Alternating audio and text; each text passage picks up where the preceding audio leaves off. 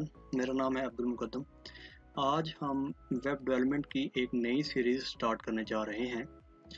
सबसे पहले आपका क्वेश्चन यहाँ पे ये हो सकता है मुझसे कि इंटरनेट पर, गूगल पर, यूट्यूब पर और बाकी बहुत से प्लेटफॉर्म पर बहुत से वेब डेवलपमेंट के कोर्सेज पड़े हुए हैं।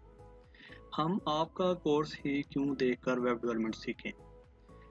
जी, आपका क्वेश्चन बिल्कुल वैलिड है। मैं आपको अब इस बात का जवाब कुछ इस तरह से दूंगा कि मेरे कोर्स में जो सबसे अहम चीज़ होगी वो ये होगी कि मैं आपको इधर-उधर की कोई भी ऐसी चीज़ नहीं सिखाऊंगा जिसका वेब डेवलपमेंट में कोई काम नहीं। मैं आपको यहाँ पे इस कोर्स में सिर्फ वही चीज़ें, वो तमाम इम्पोर्टेंट चीज़ें जो वेब डेवलपमेंट में यूज़ होती हैं, मैं कोशिश करूँगा वो सारी आपको बताऊँ। और मेरी कोशिश यही होगी कि मैं आपको 2 माह में आपको इस काबिल बना दूँ इस कोर्स के ज़रिए। आप मेरे कोर्स को देखकर साथ-साथ प्रैक्टिस करते रहेंगे, तो मैं आपको यहाँ पे गारंटी से कह सकता हूँ कि आप 2 माह में इस काबिल ज़रूर हो जाएँगे कि आप अपना कोई भी वेब पेज बना सकते हैं।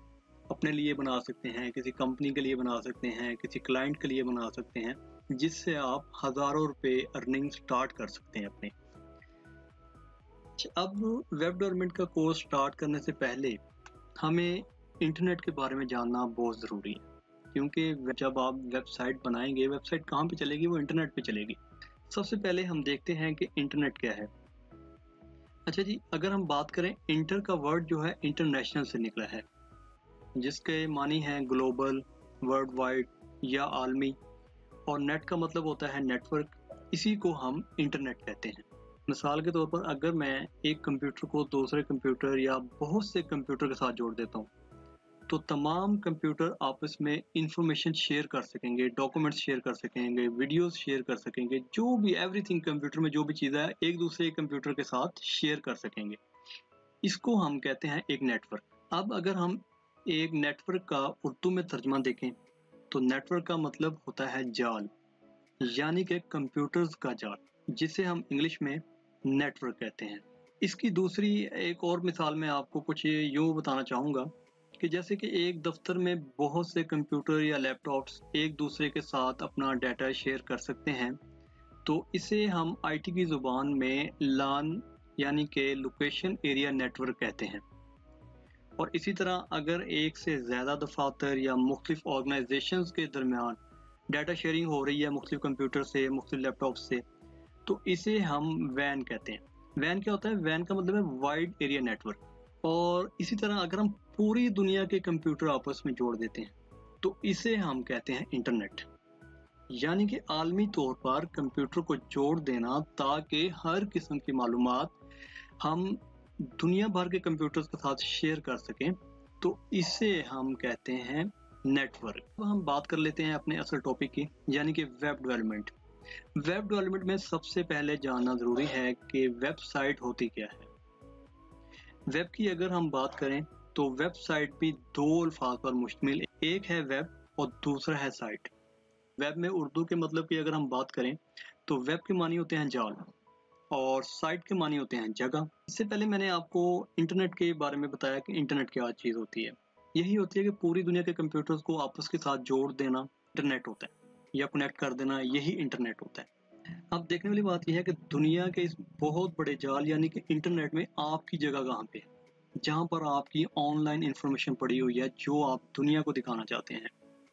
आपका डॉक्यूमेंट ऑनलाइन कहाँ पे पड़ा हुआ है, जिस जगह आपकी इंफॉर्मेशन एज ए वेब पड़ी हुई है, इसी को हम वेबसाइट कहते हैं। अब अगर हम अपने घर की ही मिसाल ले लें, जारी बात है दुनिया में आपका जहाँ घर है या दफ्तर है, वहाँ का कोई नाम है या कोई एड्रेस है या घर का कोई नंबर है जिससे आपके घर तक पहुँचा जा सके। सेम इसी तरह वेबसाइट के भी नाम और एड्रेसेस होते हैं। जैसे कि मैं एग्जांपल देता हूँ, जैसे आप हमारी वीडियो देख रहे हैं यूट्यूब पे, www.youtube.com, www.google.com, www.facebook.com। अब ये जो www के साथ जो नेम लिखे हुए हैं, ये बेसिकली वेबसाइट्स के एड्रेस हैं। अच्छा जी, अब हम बात कर लेते हैं कि what is web development. Web development क्या है? वेब डेवलपमेंट एक ऐसा प्रोसीजर है, एक ऐसा प्रोसेस है जिसमें आप वेबसाइट बनाना सीखते हैं। वेबसाइट कैसे बनती है, इस सारी मैं आपको A to Z बताऊंगा। इसमें आप एक वेबसाइट बनाना सीखते हैं, वेबसाइट की डिज़ाइनिंग करते हैं, इसकी कोडिंग करते हैं। जब ये सारा मरहला मुकम्मल हो जाता है उसके बाद वेबसाइट की टेस्टिंग करते हैं। इसके अलावा ये भी हो सकता है कि एक वेबसाइट बनी हुई है किसी कंपनी की, उसकी आप मेंटेनेंस करते हैं, उसके पेजेस इंक्रीज़ कर देते हैं। आपको मतलब वेबसाइट का ओनर कह देता है कि मुझे ये पेजेस चाहिए नहीं, या मुझे फ़लाँ पेज एक और ऐड करवाना है। इस तरह के सारे काम जो हैं ये सारे वेब डेवलपमेंट में आते हैं। अब हम बात कर लेते हैं कि वेब डेवलपमेंट में क्या कुछ हो सकता है। बेसिकली वेब डेवलपमेंट दो हिस्सों पर मुश्तमिल होती है।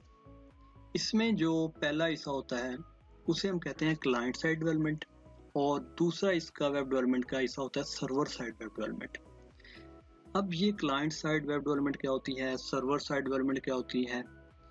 सबसे पहले हम बात कर लेते हैं क्लाइंट साइड वेब डेवलपमेंट। ये क्लाइंट साइड वेब डेवलपमेंट क्या होती है। बेसिकली जैसे आप YouTube पे एक वीडियो देख रहे हैं, मेरी वीडियो की एग्जांपल ले लें आप। अब जो वीडियो आप देख रहे हैं ये एक यूज़र इंटरफेस है, इसी को हम क्लाइंट साइड वेब डेवलपमेंट कहते हैं। यूज़र इंटरफेस कह सकते हैं, फ्रंट एंड कह सकते हैं। अब ये यूज़र इंटरफेस या क्लाइंट साइड ये कैसे बनता है, इसके लिए मुख्तलिफ लैंग्वेजेस का इस्तेमाल करते हैं जिन्हें हम आने वाली वीडियोस में सीखेंगे। सबसे पहले इसमें होता है जी HTML। HTML क्या होता है, HTML basically hyper text markup language होती है जो हमारी वेबसाइट का स्ट्रक्चर बनाने में हेल्प करता है। स्ट्रक्चर बनाने के बाद HTML के साथ वेबसाइट का स्ट्रक्चर बनाने के बाद उसको खूबसूरत करने के लिए, उसको कलरफुल करने के लिए हम CSS का यूज़ करते हैं। CSS के बाद हमारे पास आ जाती है फंक्शनैलिटी के लिए जावास्क्रिप्ट। जावास्क्रिप्ट का यूज़ भी हम बिल्कुल इसी कोर्स में देखेंगे। ये है हमारा यूज़र इंटरफेस या फ्रंट एंड। अब हम बात कर लेते हैं सर्वर साइड डेवलपमेंट। अब सर्वर साइड डेवलपमेंट में क्या चीज़ होती है, सर्वर साइड बेसिकली इसको हम सर्वर साइड डेवलपमेंट भी कहते हैं, सर्वर साइड के अलावा इसको हम बैकएंड भी कहते हैं। अब बैकएंड में क्या होता है, फॉर एग्जांपल फ्रंट एंड पे आपने एक फॉर्म बनाया, जो हम अगली आने वाली चंद वीडियोस में फॉर्म बनाना सिखाऊंगा मैं आपको कैसे बनता है। फॉर्म पे एक यूज़र आया, यूज़र ने अपना डाटा फिल किया। फॉर एग्जांपल आप एक एजुकेशन इंस्टीट्यूट चला रहे हैं, आपने एडमिशन ओपन कर दिया, एक स्टूडेंट आया, उसने अपना डाटा एंटर किया, मेरा नाम ये है, मेरे फादर का नाम ये है, मेरी क्वालिफिकेशन ये है और मैं ये कोर्स करना चाहता हूँ, मेरा एड्रेस ये है, मेरा कॉन्टैक्ट नंबर ये है। अब यूज़र ने या स्टूडेंट ने फॉर्म पे डाटा सबमिट कर दिया। वो डाटा किसी जगह पे स्टोर भी तो होना है। अब वो डाटा कहाँ पे स्टोर होना है, वो बेसिकली सर्वर साइड डेवलपमेंट पे एक डाटाबेस होती है जहाँ पे फॉर्म के डाटा ने सेव होना है या स्टोर होना है। इसको हम बैकएंड कहते हैं।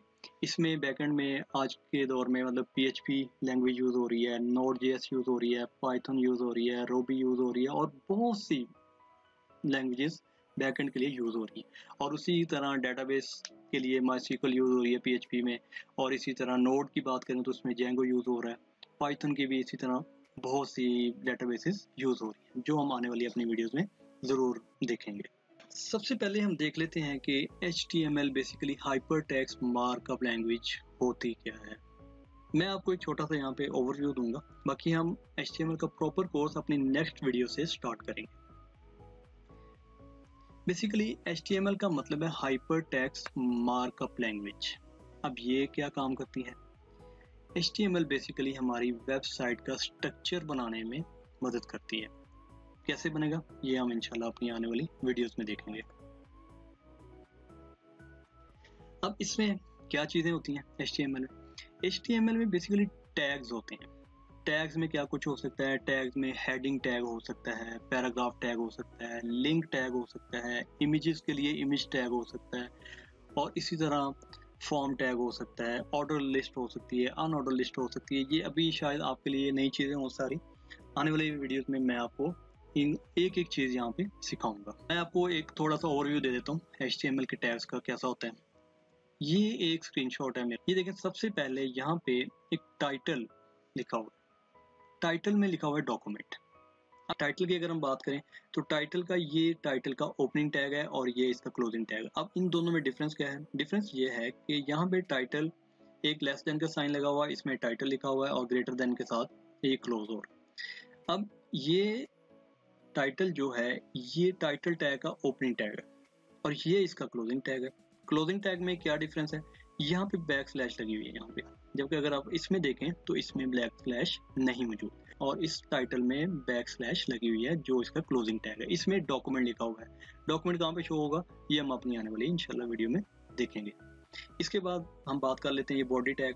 अब जैसे ये बॉडी लिखा हुआ है, ये बॉडी का टैग, ये ओपनिंग टैग है बॉडी का। और यहाँ पे अगर आ जाए तो ये बैक स्लैश लगी हुई है तो ये बॉडी का क्लोजिंग टैग है। इसी तरह ये हेडिंग टैग है, हेडिंग H1 लिखा हुआ है और ये इसका ओपनिंग टैग है और ये इसका क्लोजिंग टैग है। इसी तरह पैराग्राफ के लिए P टैग यूज होता है, ये इसका ओपनिंग टैग है और ये इसका बैक स्लैश के साथ P लिखा हुआ है, ये इसका क्लोजिंग टैग है। इसी तरह स्पैम टैग एक होता है, स्पैम टैग ये ओपनिंग टैग है और ये इसका क्लोजिंग टैग है। इसी तरह इमेज टैग है, इमेज जो है इट्स सेल्फ क्लोजिंग टैग है। ये इट्स सेल्फ क्या होता है ये सारी चीजें मैं आपको प्रैक्टिकल करके आपको बताऊंगा।